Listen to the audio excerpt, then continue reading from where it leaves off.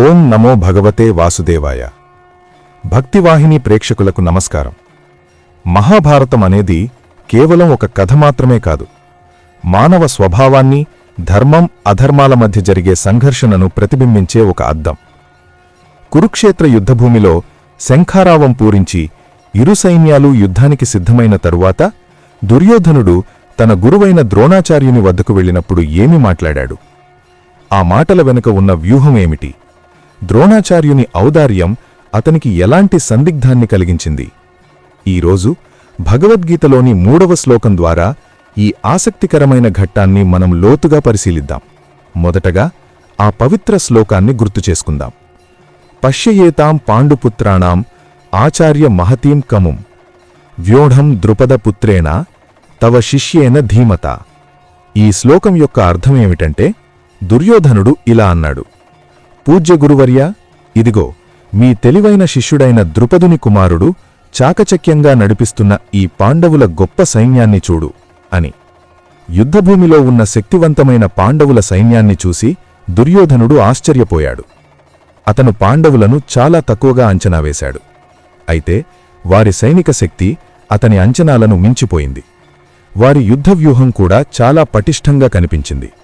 ఇది దుర్యోధనుడిలో తెలియని భయాన్ని కలిగించింది. అతని అహంకారాన్ని కొద్దిగా తగ్గించింది. ఆ భయాన్ని పోగొట్టుకోవడానికి గొప్ప గౌరవాన్ని ప్రదర్శిస్తూ అతను తన కుటుంబ గురువైన ద్రోణాచార్యుడిని ఆశ్రయించాడు. ద్రోణాచార్యుడు కౌరవులకు, పాండవులకు ఇద్దరికీ యుద్ధ విద్యల గురువు.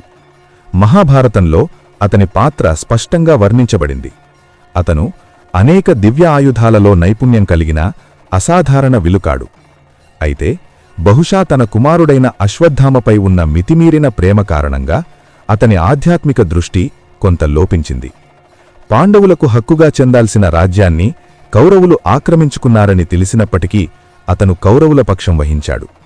తన హృదయంలో లోతుగా తాను తప్పు చేశాననే భావన, స్వార్థమే అతన్ని ధర్మమార్గం నుండి పక్కకు మళ్లించింది. ద్రోణాచార్యుడికి ద్రుపద మహారాజుతో గతంలో రాజకీయ వైరం ఉండేది. ఈ శత్రుత్వంతో ఆగ్రహించిన ద్రుపదుడు ఒక యజ్ఞం చేసి ద్రోణాచార్యుణ్ణి సంహరించగల కొడుకు పుట్టాలని వరం పొందాడు. ఆ వరం ఫలితంగా ద్రుపదునికి జన్మించిన దృష్టద్యుమ్నుడు.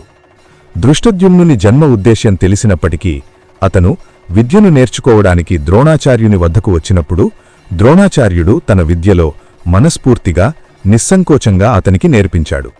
ఇది ద్రోణాచార్యుని గొప్పతనాన్ని, ఉదార స్వభావాన్ని తెలియచేస్తుంది.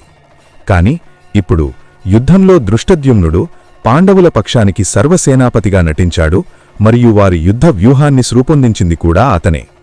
వారు ఎదుర్కొంటున్న ఈ క్లిష్ట పరిస్థితికి ద్రోణాచార్యుని గతదయ ప్రత్యక్ష పర్యవసానమని దుర్యోధనుడు చాకచక్యంగా తన గురువుకు సూచించాడు. దుర్యోధనుడు: ఓ పూజ్య గురువర్యా, మీరు మీ శత్రుకుమారునికి దయతో ఉపదేశించారు, ఇప్పుడు అదే జ్ఞానం మీకే వ్యతిరేకంగా మారిందా అన్నట్లుగా మాట్లాడతాడు. దుర్యోధనుడు చాలా చాకచక్యంగా మాట్లాడాడు. ద్రుపదుని కుమారుడు అని చెప్పడం ద్వారా అతను ద్రోణాచార్యునికి వారి పాత పగను గుర్తుచేశాడు. మీ తెలివైన శిష్యుడు అని చెప్పడం ద్వారా అతను ద్రోణాచార్యుని బోధనలోని శ్రేష్ఠతను, అతని వద్ద నేర్చుకున్న శిష్యుని ప్రతిభను ప్రశంసించాడు. అదే సమయంలో అత్యంత ప్రతిభావంతుడైన ఆ శిష్యుడు ఇప్పుడు ద్రోణాచార్యునికి ఎదురుగా యుద్ధానికి సిద్ధంగా ఉన్నాడని అతను సూక్ష్మంగా సూచించాడు.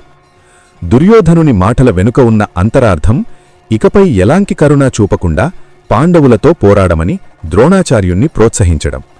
దుర్యోధనుడు: మీరు గతంలో శత్రుకుమారునికి ఉపదేశించారు, ఇప్పుడు అదే జ్ఞానం మీకే వ్యతిరేకంగా మారిందా? అందువల్ల ఇప్పటి నుండి ఎలాంటి జాలీ లేకుండా మీ పూర్తి శక్తితో పాండవులతో పోరాడండి. మిత్రులారా, ఈ శ్లోకం మనకు ఒక లోతైన పాఠాన్ని నేర్పుతోంది. ద్రోణాచార్యుని ఔదార్యం అతనికి ఎలాంటి దుస్థితిని తెచ్చిపెట్టింది? మన జీవితాల్లో కూడా మనం అందించే ఏ సహాయమైనా ఏదో ఒకరోజు మనకే వ్యతిరేకంగా మారాలంటే ఎల్లప్పుడూ గుర్తుంచుకోవాలి. అహం, ద్వేషం మన విచక్షణను అంధకారం చేస్తాయి. మన బలహీనతలను దాచుకోవడానికి మనం ఎన్ని ముసుగులు ధరించినా భయం మన అంతరాత్మలో దాగి ఉంటుంది. ఈ వీడియో మీకు నచ్చిందని ఆశిస్తున్నాను. మరిన్ని స్ఫూర్తిదాయకమైన ఆధ్యాత్మిక కాంటెంట్ కోసం దయచేసి భక్తివాహిని ఛానల్కు సబ్స్క్రైబ్ చేసుకోండి. మీ అభిప్రాయాలను కమెంట్స్లో పంచుకోండి. మరో ఆసక్తికరమైన అంశంతో మళ్ళీ కలుద్దాం. సకల ప్రాణులు సుఖంగా ఉండాలని ఆశిస్తున్నాను. ధన్యవాదాలు.